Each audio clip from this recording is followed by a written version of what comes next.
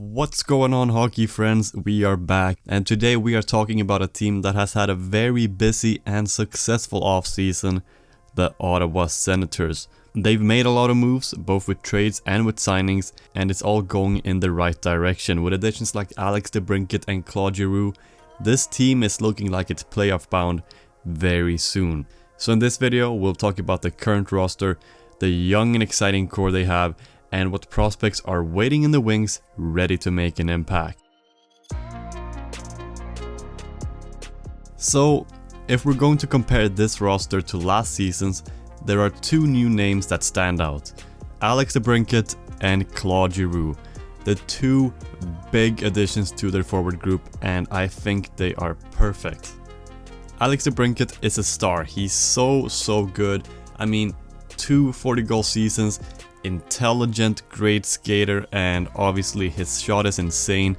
Yeah, he's an absolute offensive dynamo who, yes, only has 1 year left on his deal, but I think the Senators will sign him and it will be long term. And if I'm DeBrincat, I 100% buy into this project in Ottawa, because they are now messing around, and they proved that by signing Claude Giroux to a 3-year deal, and I'm a fan of this as well.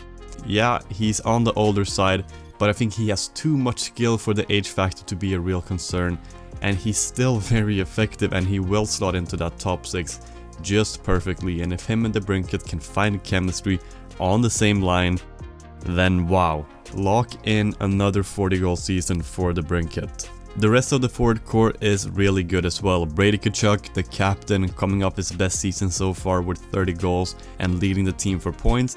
He's not gonna get worse, and he's here long term, as is Josh Norris, who just signed an 8-year deal after a 35-goal season, which in itself is great, but he did that in just 66 games, which over an 82-game season is a 43-goal pace. The contract is a bit risky, I think. He shot at 20% this season, which is not sustainable at all.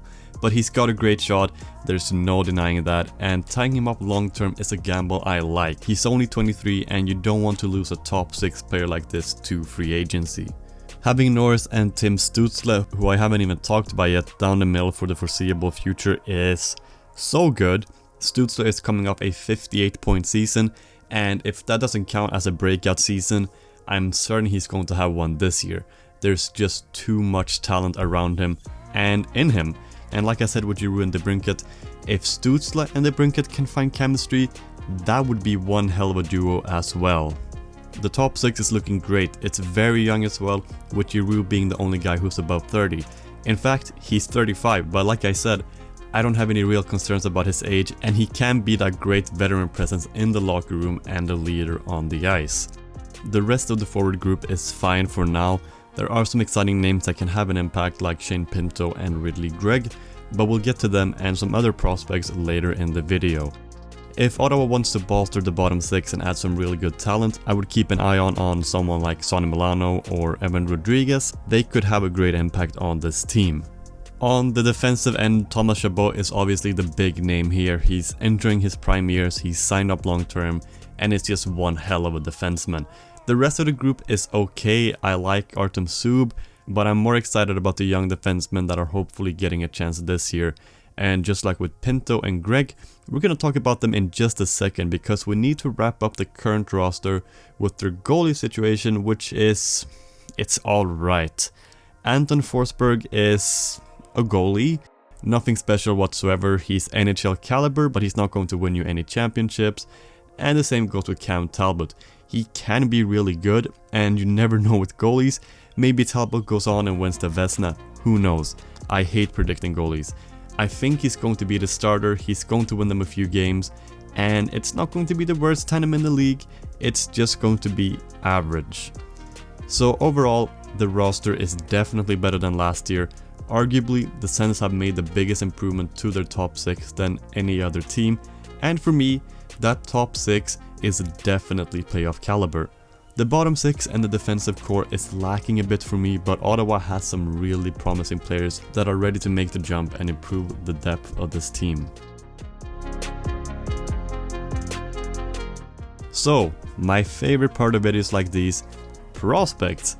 We all love them, and I love the Senators prospect pool, and my absolute favorite, it's not even close, is defenseman Jake Sanderson.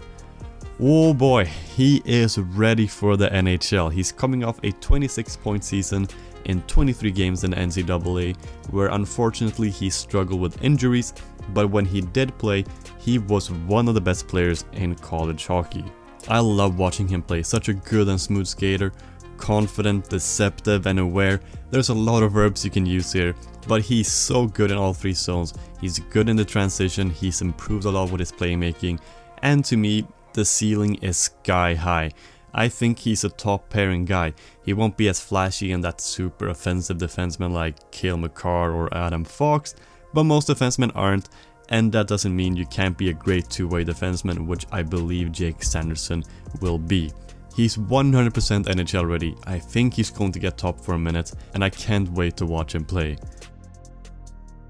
I also believe Erik Brännström will make his spot in the lineup permanent. He's still young and has potential to be an effective offensive defenseman, but he hasn't re-signed yet, and with Jake Sanderson and Thomas Chabot ahead of him in the depth chart as left-handed offensively skilled defensemen, I think he can turn into trade bait. Maybe for a top pairing right-handed defenseman, which I think the Senators need, but if not, I think this is the year where he really needs to prove himself.